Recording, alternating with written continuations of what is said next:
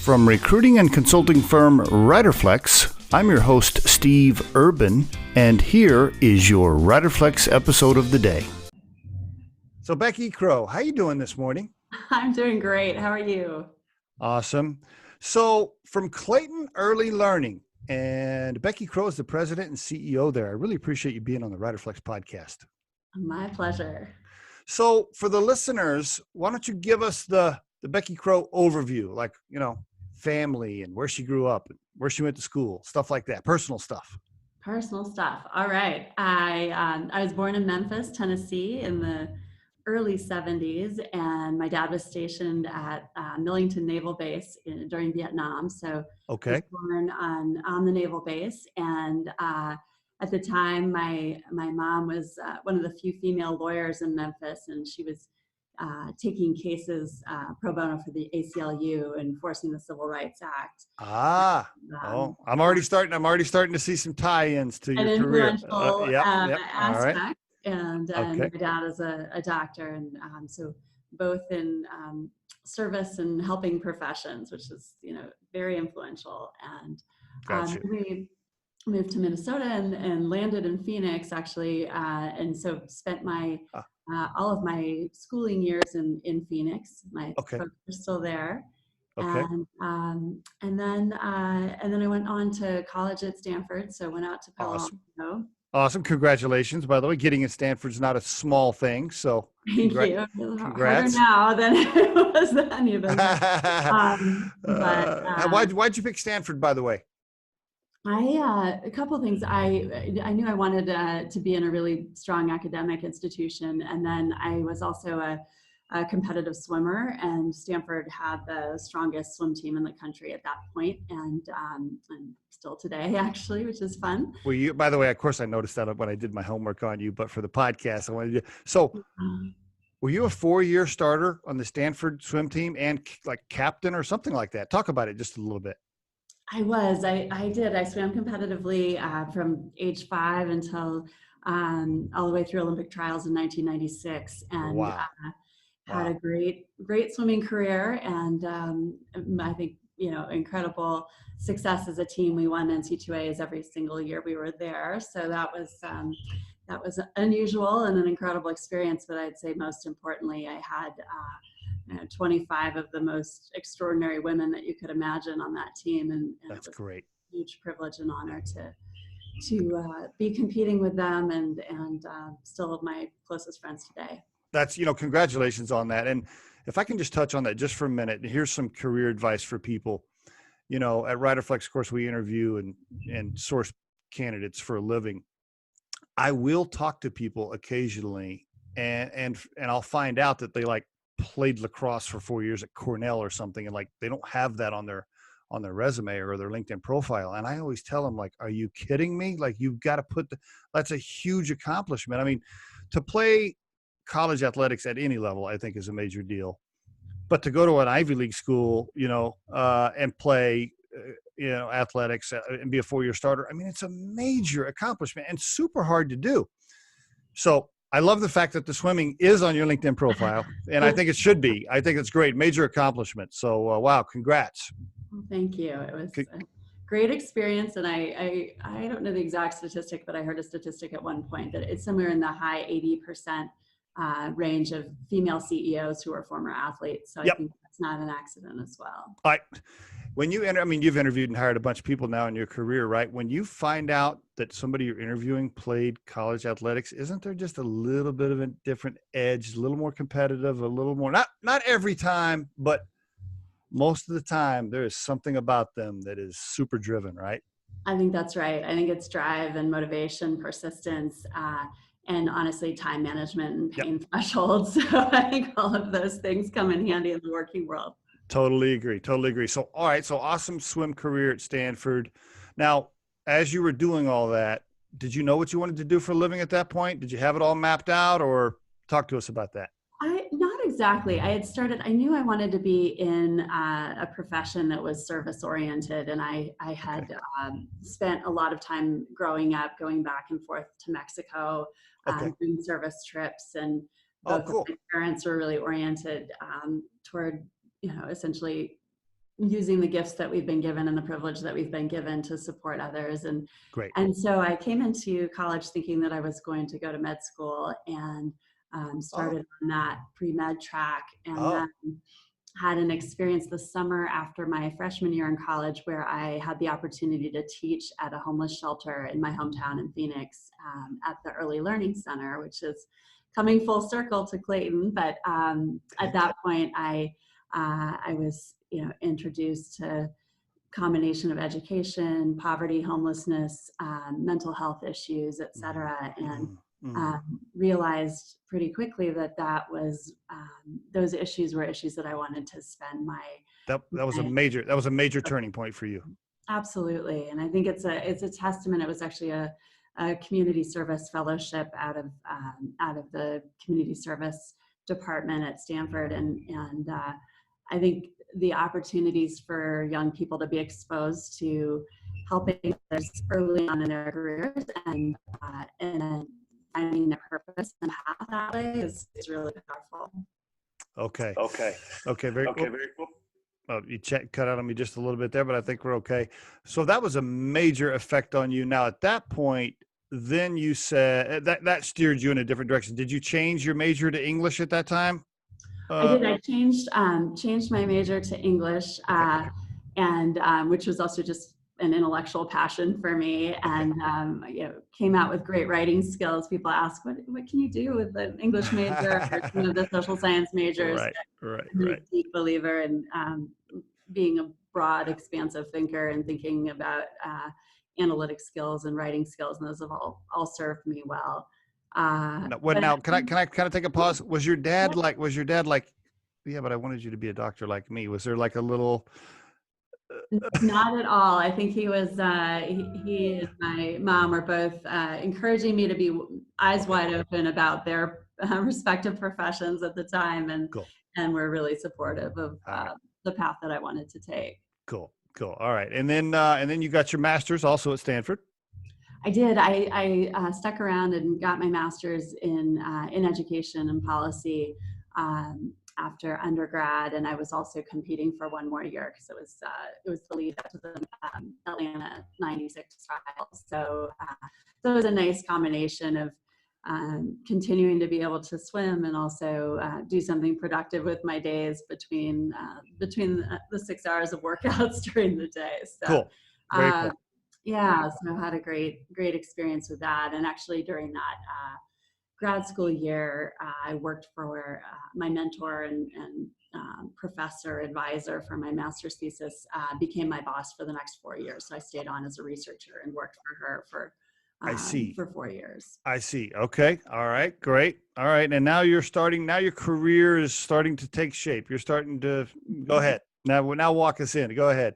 And then Sure. what? So still in the Bay Area, I had a brief stint, like most young San Franciscans did in the 90s at a .com. Before that, before March of 2000 ended that spree. Okay. And then I went right back to education and nonprofit work, and worked for a couple different nonprofits in San Francisco over the next 10 years that were all focused on improving the lowest performing schools in San Francisco, Oakland, and San Jose. So in the big urban school districts in the Bay Area. Okay. All right. Very good. Okay. Now, at this time, were you targeting, hey, I want to be a nonprofit executive. Hey, I want to be a CEO someday. Like, where was your head at career-wise? Or were you just like, I just want to be involved in nonprofit in some form or fashion, and education and help people, and if I become an executive, great. Or how were you kind of pushing yourself along there career-wise? It's interesting to go back. I'd always had, I didn't have the language for it at the time, but always had an entrepreneurial spirit. It started different programs in high school and in college and right after college. And so I think that was always a drive that it was always driven by seeing a problem that needed solving and thinking, oh, there's something we can do together. And it wasn't always well planned or well formed, but it often led to a result that was really affirming, I think. And then I ended up, let's see, I ended up working for a few, actually three in a row, really strong, inspirational women Okay. as my CEOs, or in the case of the university, she was a full professor at the university, ran the center that I was working for. And Early women CEO mentors right there. And are you like, okay, I want to be like them. I want to do that. I think it was just a given, and I don't remember it being conscious, but it certainly was a given, and I had a Okay. huge opportunity to learn from them. And in each of these jobs, I think as a really young professional, I had opportunities to be in roles that were enabling me to spend a lot of time with them, the rooms that they were in. So really quickly, not just the networking power of that, but the ability to be in conversations that most people my age were not, didn't have access to or weren't privy to. And I think the result of that was a lot of observation and pattern recognition around what it means to have a seat at the table. Good. Good. Good. So you started getting experiences at the conference table and the boardroom and all this stuff. Okay. Great. Exactly. And then I was the lead program person at a nonprofit that I was working at, Partners in School Innovation in San Francisco. And I was a year into that role, and my CEO took me to lunch and said, how do you feel about your aspiration of becoming a CEO? And I said, well, that's my 5 year, I was 29 at the time. That's my 5 year goal. You know, that would be Oh. what I'm aiming for and targeting. And he said, what do you think about making it your 3 week goal? And he was, at that point, had you been had you had like VP level experience, or what was your yeah, experience level? Okay. yeah. So in the nonprofit, it was essentially a functional VP level, Functional. Okay. All right. reporting to the CEO. And he's like, hey, do you want to be a CEO? And you're like, what? It was a bit of a shock to the system, and I said, that's my 5 year plan. And so it was an incredible opportunity. He was moving back to the East Coast, and the board had offered to me the opportunity to lead the organization. So Wow. What now? And what organization can I ask? Who was this with? sure, this is called Partners in School Innovation, which is a nonprofit that's still an incredible organization out in the San Francisco Bay Area. Okay, great. And you got the job? I got the job. Wow. How old were you? I was 29 at that point. 29 years old. Did you have to like interview with the board and get them to approve you, or was it a super stressful situation? It wasn't. I think they had seen my work for the year preceding Okay. the invitation, and so so I had good relationships with the board members, and the founder of the organization, who was still on the board, was one of my early mentors, and so I Wow. felt really strong relationships. I think I of course had a lot of trepidation about my skill Uh, set and was I ready, and all of did you like excuse yourself and go to the bathroom and throw up and come back to the table, or what? How many people in the organization? We had at that point it was about 30 people. Okay, cool. Very good. Wow. A major accomplishment. Thank you. It was a great opportunity. It became the best hands-on learning opportunity that a person could ever have. Let's take a pause right there before you roll to the next deal. Because how long were you there? I was there 7 years. Wow. Okay. Yeah. So what were a couple, just maybe one or two early learnings right there as a 29-year-old female CEO? Give the listeners a couple of early learnings with maybe a little advice on, hey, I learned this, and by the way, this is what I would recommend you do if you're in the same situation. Anything you want to share? I think, let's see. I mean, it was a really rough start. I remember that vividly. So we had part of it, as an internal promote, and I had peers who Oh, were oh, interested in the role. yeah. So had some turnover. Some of those folks left in the first few months after I was appointed, Mm, mm. and are still great colleagues and friends today. But I think that was. I think especially when you're coming as an internal candidate, that you Yep. have a particular kind of relationship with your colleagues, and then that obviously needs to change pretty dramatically. And And that's a tough thing to learn at 29 years old as an that's what I was executive. going to say. Exactly. Yeah. That is, now that's part and parcel to leadership. But at 29, moving from being a peer with people to being their boss was definitely a transitional moment.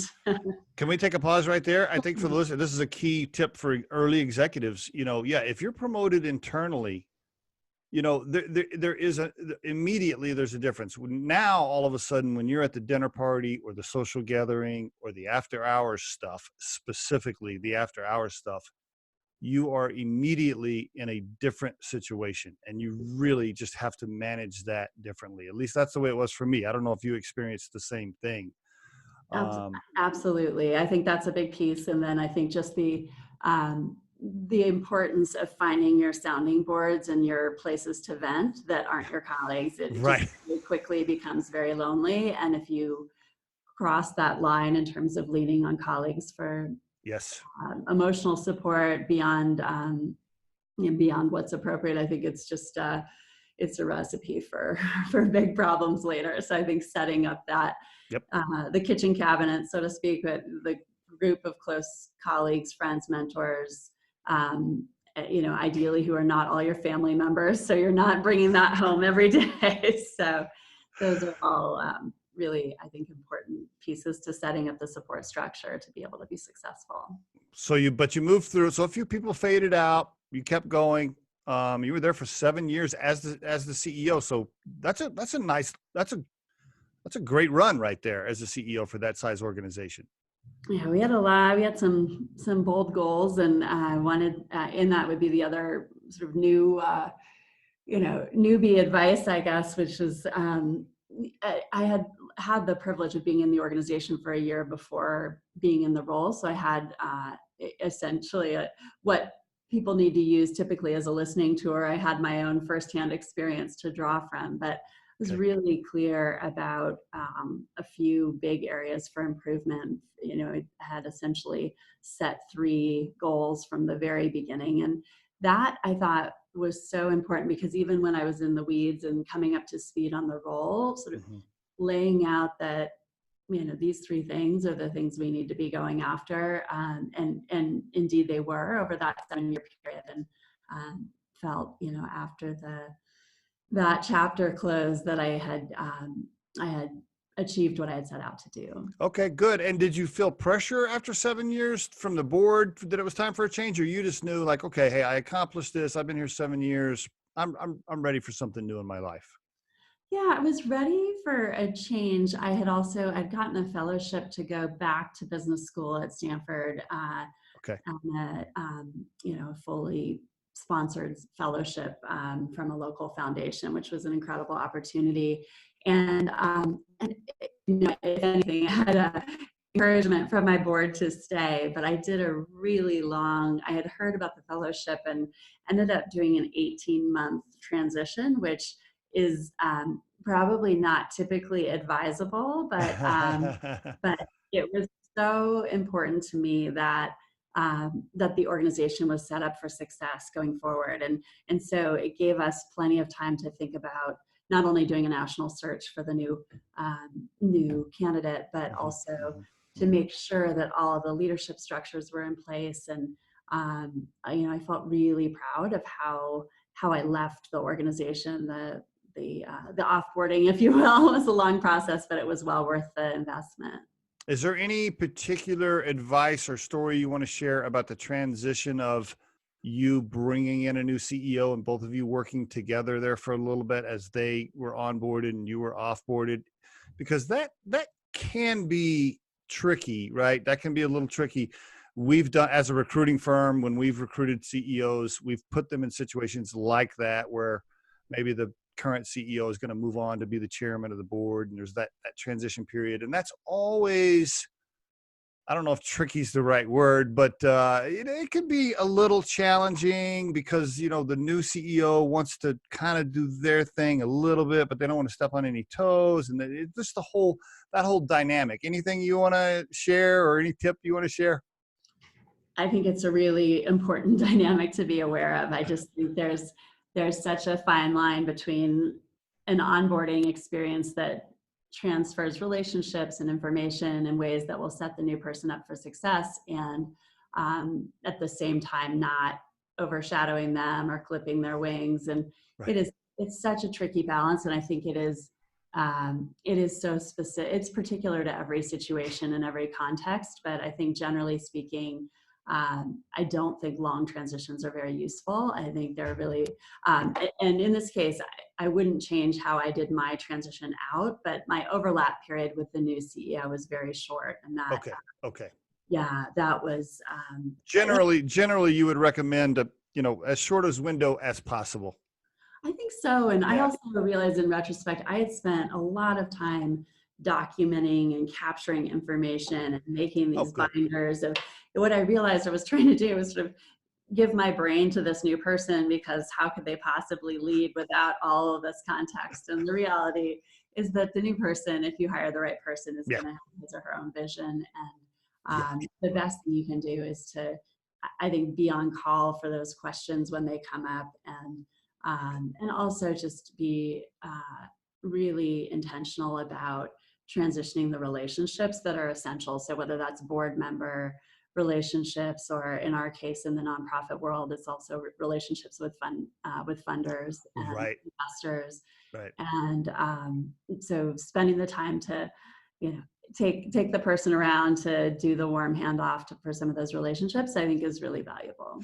The other thing I would just add on to that too, I think, is, for those people in that transition period, when those phone calls come to you from the employees that are now having to report to somebody new, and they're like, well, Johnny's putting this in place, and that's not how we used to do it. Like, you got to really just manage that back, right? You really got to learn how to steer Exactly. that back. I think that's critical. It is. It's probably the biggest gift you could give to your the new person is being disciplined Yeah. about saying, you know what, that's not mine anymore, and let me redirect you, etc. It's Yeah. hard, especially after you've been there for a long time. So when you stepped away from that, did you take a little break? Did you take some personal time? Did you relax a little bit, enjoy family, travel? What'd you do? In retrospect, I probably should have taken a bigger break than I did. I was going to this year-long fellowship program at the business school, and I was really thinking of that as my sabbatical. And when I was thinking about my transition, I had accomplished the set of goals that I wanted to at the organization, and the organization had been working locally in California and was ready to scale nationally. And I just knew that I had left it all in the field to get it from where we were to that point in 2009. And they needed the next leader to really take it to the next level. And my successor he's still there, and he's done a spectacular job. So that's been fun to watch. And so I was on the personal side. I had a 3-year-old at that point, and was going through a divorce. And so a lot of life change happening all at the same time. And I was thinking, do I want to go to Costa Rica and surf for a year and write a book about lessons learned, or should I go to Stanford Business School and relax that way? I don't know if you can go to Stanford Business School and relax, but okay, yeah. Definitely. I chose the latter. It was definitely not relaxing, but it was full time. It's called the Slim Fellows Program, and it was an opportunity. We had 50 people in my class, all executives and CEOs from around the world, Great, odd countries, and it was awesome, phenomenal. And most of us, everyone had led something significant and had 15 to 20 years of career experience. That's awesome. It was a great time to do a step back and really clarify what I wanted to do next, and build some new skills, and also just experience being with a bunch of leaders who are, coming from really different contexts. Oh, I bet that was great. Manager for Philip Morris in Russia, or the leading real estate development firm in Brazil, and Singaporean government, you name it. But the leadership patterns were so consistent across cultures and organizations. It was really affirming. Yeah, and not to mention some experience getting to hang around a bunch of executives that are in for-profit businesses, which is sometimes Exactly. a little bit of a different conversation. So yeah, great. All right. So now what year, and then you finished that up. What year did you finish that up? In 2010. 2010. Okay. All Yeah. right. And then you did some consulting before you started, or go ahead. Yep. So the next, let's see, 8 years or so, I worked as a consultant, sometimes with a firm. About 6 of those years were with a firm, starting and leading a business practice focused on talent development and Okay. strategic talent management, Okay. and all in the education and nonprofit arena. And also spent time doing independent consulting with Okay. different clients, philanthropy, corporations, and others who are interested in investing in education. But I already know what happened. I can take a guess. You missed being an executive in charge of a team. You missed being the leader of an organization, because consulting, right? I mean, you tell Yep. me, come on, you tell me. I mean, No, that's consulting. right. That's right. I found a really nice balance of I found a nice hybrid experience at the consulting firm because I was able to build my team and start a new practice, business practice there. And so I had that, I had a lot of the great elements of being inside an organization there. But you're right, I did. We moved to Denver a couple of years ago, and I knew when I moved that I wanted to get back to leading something that Yeah. was Yeah. deep and local and working with kids and families more directly, and Yeah. found Yeah. that. Okay. And then what happened? Clayton Early Learning reached out. How did a recruiter like Riderflex find you? Who found you? How'd that happen? Yeah, that's Riderflex's cousin, exactly. Riderflex's Uh, competition found you and recruited you. How'd you get? Yeah. Talk to us how you got there. Yeah, I had been in touch with a recruiter had reached out about a different role when I had moved to Okay. Denver, Okay. and that one wasn't the fit for me, but he had kept me in mind and reached out when the Clayton role opened up, and Well, went through that process. Mhm. and then you met them, and you've been there for 7 months. Yes, exactly. Just yep, 6 months, 6 month anniversary coming up here. I mean, kudos to the recruiter that put you there, because it is a perfect match for your background. I mean, you look at Thank you. yeah. I mean, you look at your profile, and it's like she's the perfect candidate, right? Thanks. It's a huge opportunity and incredible organization. So I feel how, very lucky to be there. how many employees? About 200. Wow. Okay, so this will be technically the biggest team you've led as a CEO. Absolutely. Yeah. Okay, awesome. All right, and can you give us the Clayton Early Learning 3-minute overview? Go for it. Sure. So for anyone who drives on Colorado Boulevard every day, on the Okay. northern part, you have probably driven by Clayton on the corner of Martin Luther King and Colorado, just north of the zoo and City Park. And it's a old group of red brick buildings that people pass and often wonder what's going on back there. So Okay. this is an organization that started as an orphanage in 1910. Oh. And in the 1980s, shifted over to focus on early childhood development. And Okay. Okay. we're essentially a center for all things innovative in early childhood development. So we serve families from birth to age 5, and we Okay. run a school on campus that's part of it's a national model for early childhood called the EduCare School. There's Okay. 25 of them around the country, and Denver is the site of school. So we run that school for all children age birth to 5 who are all living under the poverty line. And Oh, can I take a pause right there? I just want to make sure. sure. So if I live in Denver and I have a child that is 1 year old or whatever, 6 months, and I need support to help watch that child while I go to work, and I'm looking for some support that can also give them early education to prepare them for preschool, Yes. this is who I call. This is who you call, particularly if you are a family of 4 living under $25,000 a year salary. So, Oh man, yeah. I yeah. don't. First of all, I So, don't know how you do that, but yeah, okay. uh, That's uh, like is that like a qualifier? yes. So we have Headstart funding. And so that what that means is essentially that we serve children who are growing up in families who are living on that salary level or under, and we provide combination of education as well as social workers who are working with families on things like nutrition and dental screenings, vision screenings. I see. Helping families, parents find jobs, et cetera. So really wraparound set of services and supports for families and their children. And are you funded by, so Head Start is and I'm sorry, I don't know this. Federal funding program for. So that, but you also receive donations from individuals. We do. Okay. We receive about 75% of our budget. Our budget is just over $16 million, and about 75% of that funding comes from federal and state public funding sources. Okay. And then we release the rest. Yeah. Okay. Is a big part of your job working relationships on the private donation side, or do you personally Absolutely. not? Okay. That's a big part. And really at any nonprofit CEO's job, and it is very parallel to investor relations and raising capital in the private sector, but has its own special touches to it. But right.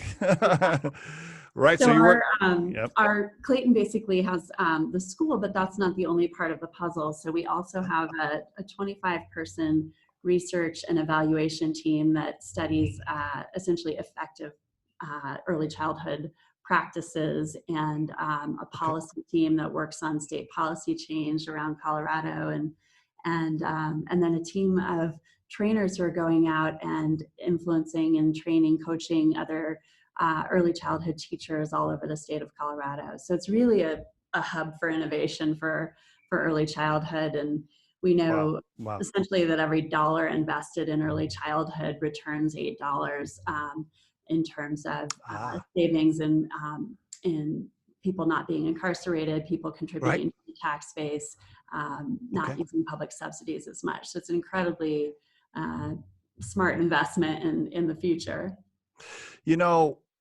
I am a super emotional. I'm one of those guys who like cries in movies and stuff, and I'm super emotional. I bet, man, I would think emotionally for you as you work with young parents that have this need, and then I'm assuming you have relationships with a lot of them sometimes. Whew, boy, I bet that's very rewarding and also super emotional, and just all of it at the same time, I would think. Talk to us about talk to us about that just a little bit.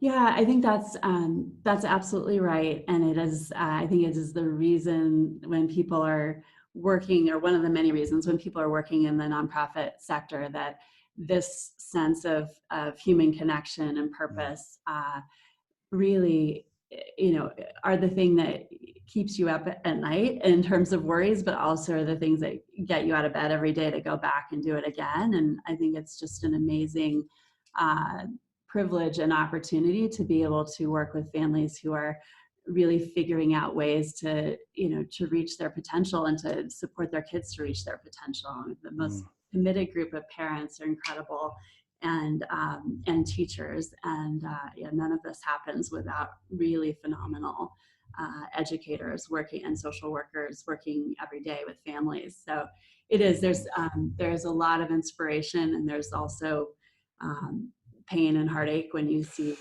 what families are experiencing.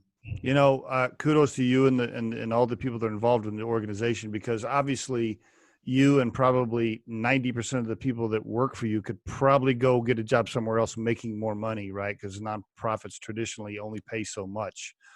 So you're not doing it for the personal money, right? I mean, you're making a living, but the reality is you could make more somewhere else. And so you're obviously doing it for the cause and the core purpose, as you mentioned.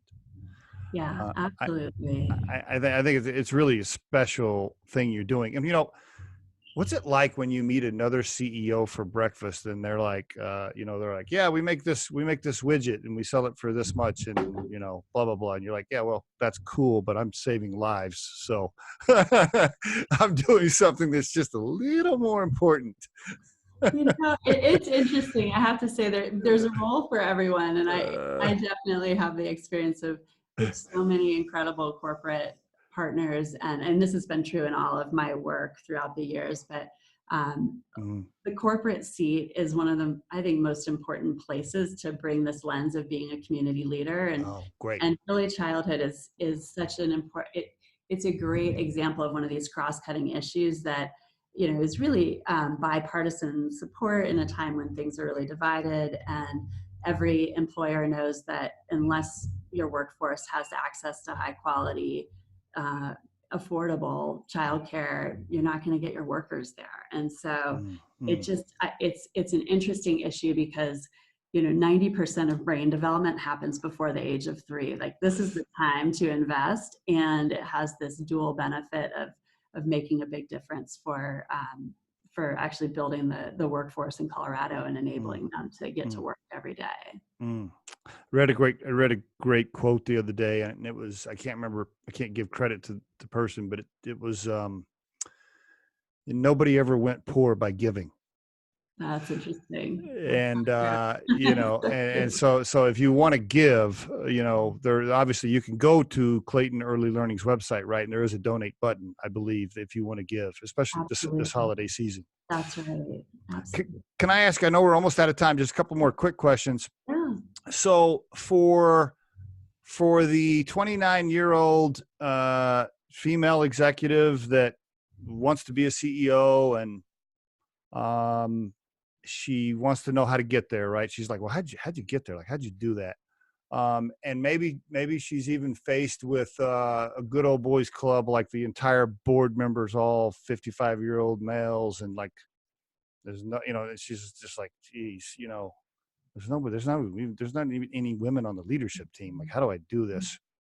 What advice would you give her today on the podcast?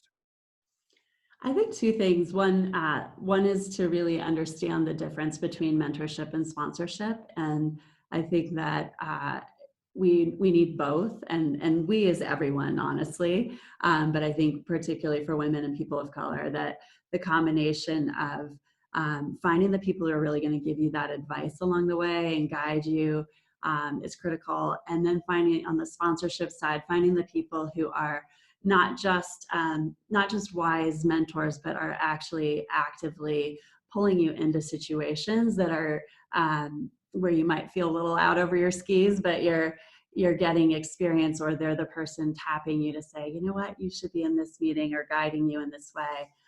That sponsorship piece, I see it from multiple perspectives, but it's critically important for that young executive, but it's also critically important for senior executives to be looking at the talent pool and saying, who might not be on other people's radar, and how can I support them to have the kinds of experiences, come along with me to this board meeting so you can hear how this conversation goes, or let me give you some tips about X or Y.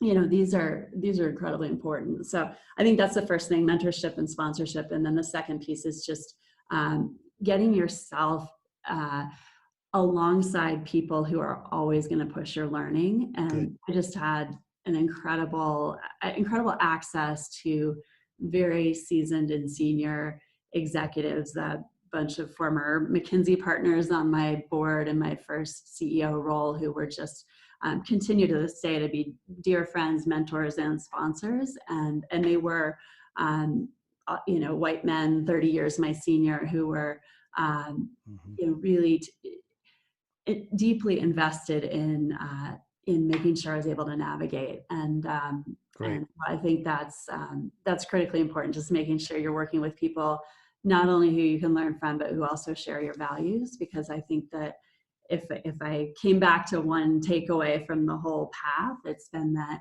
this entire trajectory, I would say, over my life, and definitely over my working life, has been shaped by my values. And whenever I start to feel in my gut, like something's not quite right, it's typically because there's some sort of values tension or values conflict. And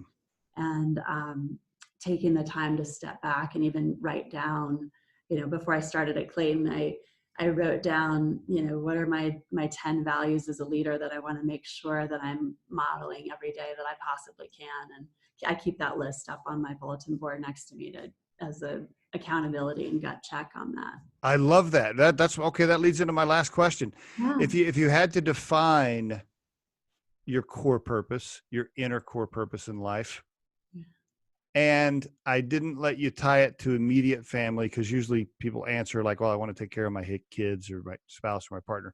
So if I didn't let you tie it to family and you had to define your core purpose in life, how would you sum it up for me?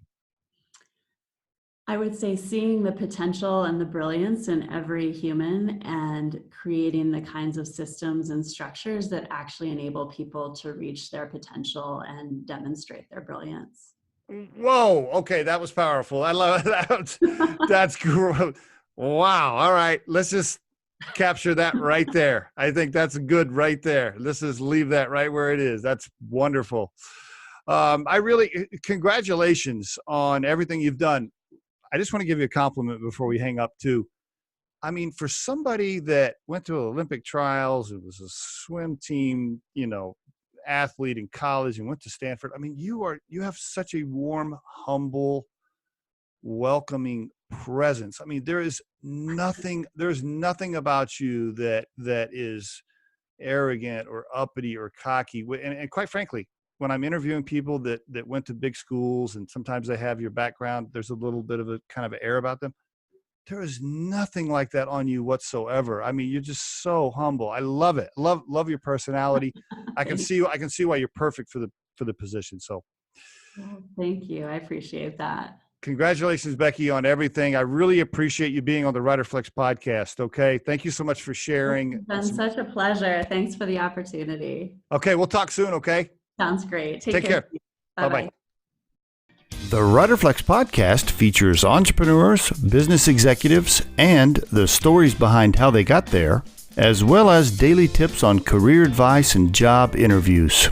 Our show can be heard just about anywhere these days, but you can visit riderflex.com and click on the podcast page to hear all the previous episodes and learn more about the recruiting and consulting services we provide.